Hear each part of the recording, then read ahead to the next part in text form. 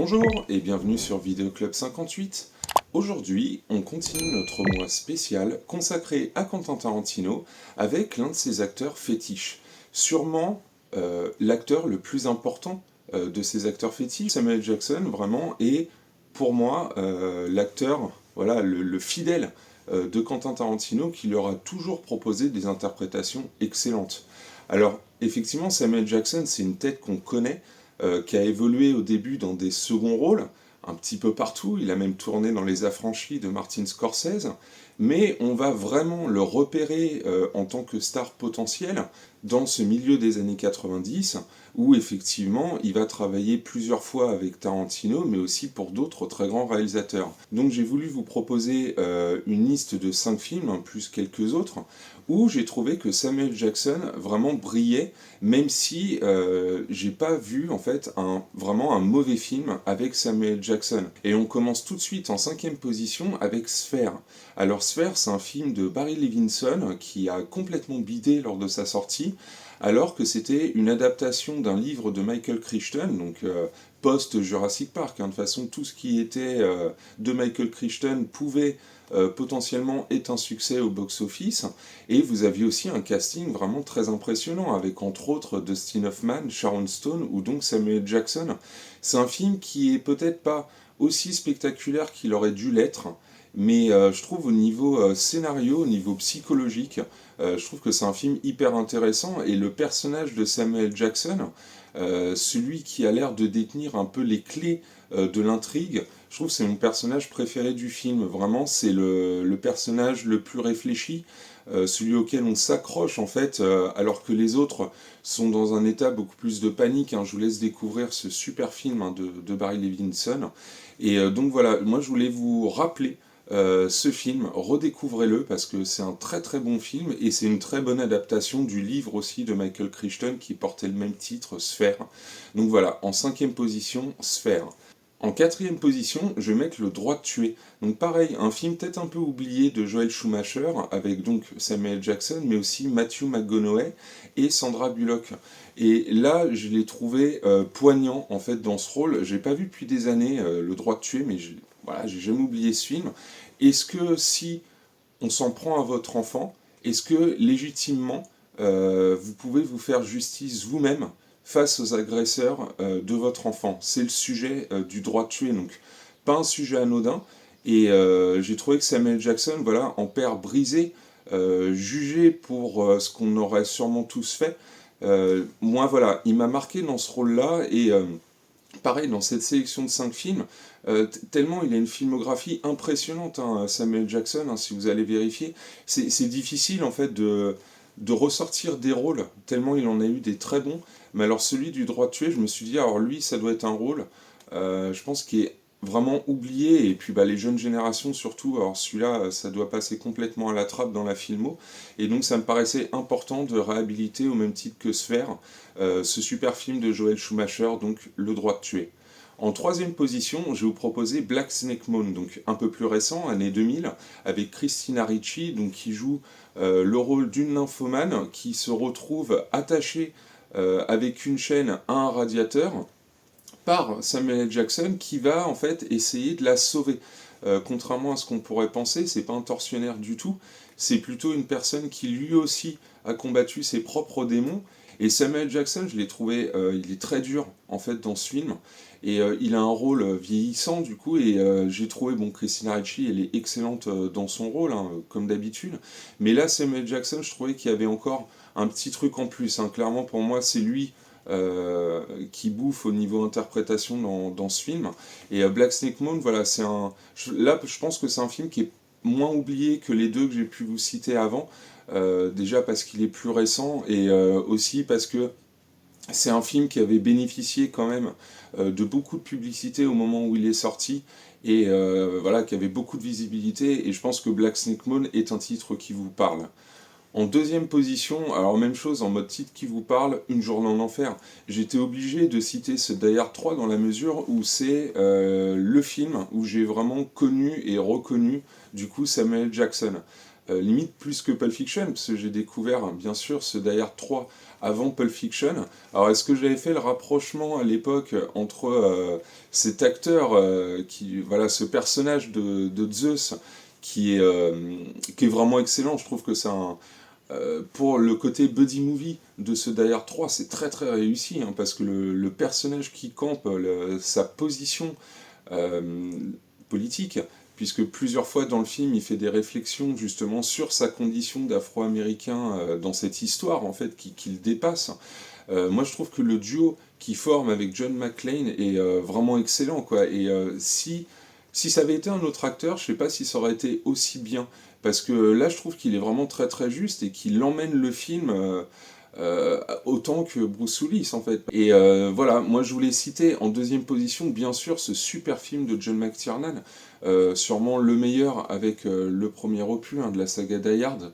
Et voilà, Samuel Jackson, pour moi, c'est aussi ce personnage de Zeus complètement dépassé par les événements, comme je vous disais, et puis vraiment qui nous fait rire.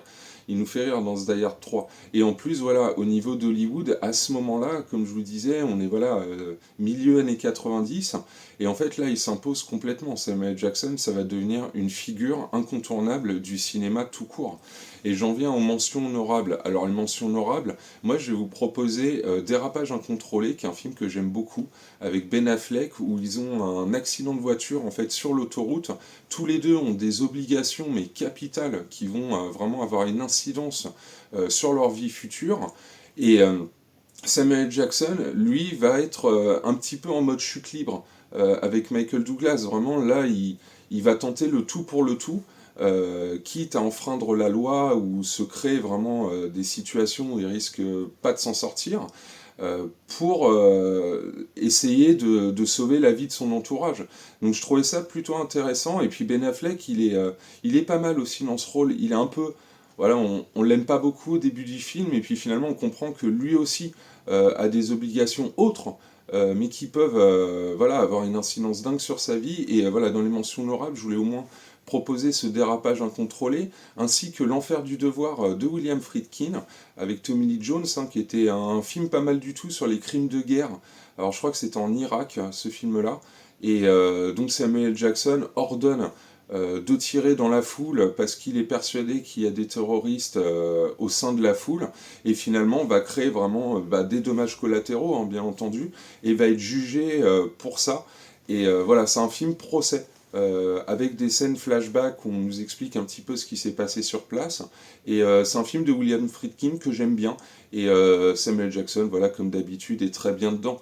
Et Samuel Jackson, pendant toute cette période des années 2000, il va aussi intégrer le casting de la nouvelle trilogie Star Wars. Faut pas oublier son personnage de Mace Windu, parce qu'il y a toute une génération qui découvrira cet acteur aussi via les films Star Wars. Ça, il faut pas l'oublier, hein. Star Wars, c'est vraiment multigénérationnel, les films passent les années, et dans la mesure où il campait quand même un personnage secondaire, mais voilà, dans les secondaires, c'est pas n'importe qui, des nouvelles générations peuvent se souvenir de lui via Star Wars, au même titre qu'ils peuvent surtout se souvenir de lui via son personnage de Nick Fury dans la saga des films Marvel. Voilà, il y a quand même énormément de films où il apparaît, c'est un personnage majeur hein, de cette saga, et je pense qu'il y a aussi toute une nouvelle génération qui découvrira Samuel Jackson via ce personnage iconique de Nick Fury. Et en première position, je voulais vous proposer l'excellent Au revoir à jamais de Renny Harlin. Alors s'il y a bien un film qui ne méritait pas son insuccès, pour moi, c'est Au revoir à jamais. Parce que là, vous avez une équipe surmotivée pour vous proposer un véritable buddy movie dans l'esprit de ceux des années 90. Là, on est vraiment fin années 90 avec Au revoir à jamais. Et la formule du buddy movie, là, en fait, ils vont un petit peu la prendre à contre-pied. Alors déjà, on est face à un scénario de Shane Black, hein, donc pas n'importe qui. Le Dernier Samaritain, L'Arme Fatale, Monster Squad, entre autres, hein, il en a fait quand même pas mal. Et Au revoir à jamais, voilà, c'est déjà signé par un scénariste spécialiste du buddy movie, donc là-dessus on est bon. Vous avez Jenna Davis, donc femme de Renny Harlin à cette époque-là, et Samuel Jackson, sauf que Le rapport de force est complètement inversé dans la mesure où c'est Jenna Davis, le personnage fort, et Samuel Jackson, celui qui va devoir être sauvé, dirigé régulièrement dans le film. Et puis après, voilà, la réalisation de Rainier Lynch, je trouve qu'à cette époque-là, vraiment, il est au top. Il vient vraiment d'enchaîner 50 minutes pour vivre, les aventures de Fort Farlane, vous avez Cliffhanger, bien entendu, il ne faut pas oublier Cliffhanger. L'île aux pirates, l'excellent L'île aux pirates déjà avec Jenny Davis, et Ce Au revoir à jamais, je trouve voilà, c'est une série de films de Rainier Harlin, je trouvais où il s'améliorait en tant que metteur en scène de film en film, et là c'est vrai que Au revoir à jamais a beaucoup de choses à proposer. Visuellement, au niveau de l'intrigue aussi, c'est pas mal, ça va. Et vraiment, ce rapport de force complètement inversé entre Samuel Jackson et Jenny Davis, moi, c'est ce que je préfère.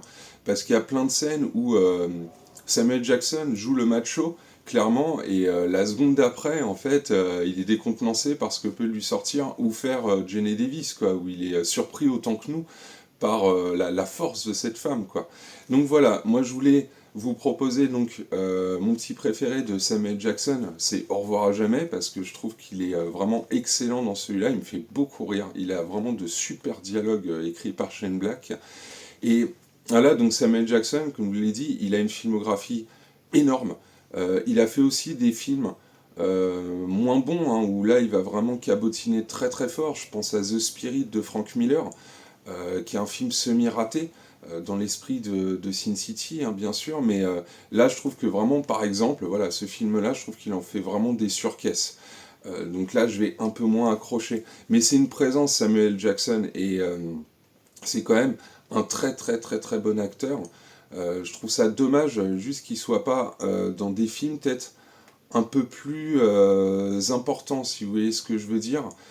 C'est vrai qu'il est dans une dynamique de blockbuster, même s'il fait toujours des films indés de temps en temps, je trouve qu'il n'y a pas eu voilà, de reconnaissance euh, pour son travail d'acteur en général. Peut-être qu'un jour, il tournera, je sais pas, pour un réalisateur plus oscarisable, on va dire, et puis que là, il aura un rôle euh, vraiment à la hauteur de son talent, même si je trouve que bien sûr ses interprétations dans les Quentin Tarantino, en particulier je trouve celle de Django Unchained, où il est vraiment incroyable dans son rôle, euh, c'est vrai que je trouve qu'il n'a pas été assez reconnu comme pourrait l'être un Denzel Washington qui concrètement joue toujours de la même manière.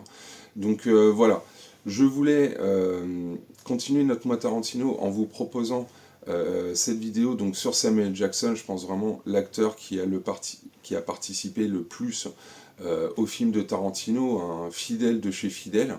Et nous, on continue notre mois Tarantino dès demain avec les vidéos consacrées à Once Upon a Time in Hollywood. Et bah écoutez, je vous remercie beaucoup d'avoir suivi cette vidéo et je vous dis à demain.